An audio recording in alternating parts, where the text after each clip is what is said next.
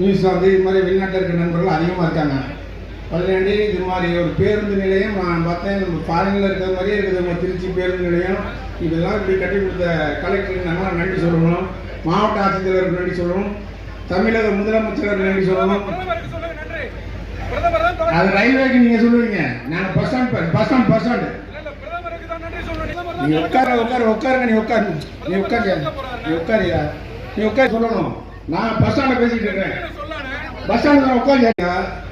நியூஸில் வந்து இது மாதிரி வெளிநாட்டில் இருக்கிற நண்பர்கள் அதிகமாக இருக்காங்க.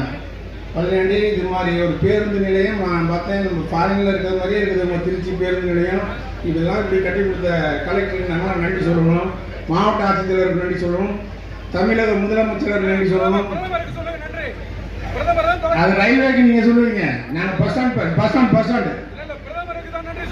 நீ உட்காருங்க, நீ உட்காரு சொல்லணும். நான் பஸ் ஸ்டாண்டில் பேசிக்கிட்டு இருக்கேன், பஸ் ஸ்டாண்டில் உட்காந்து.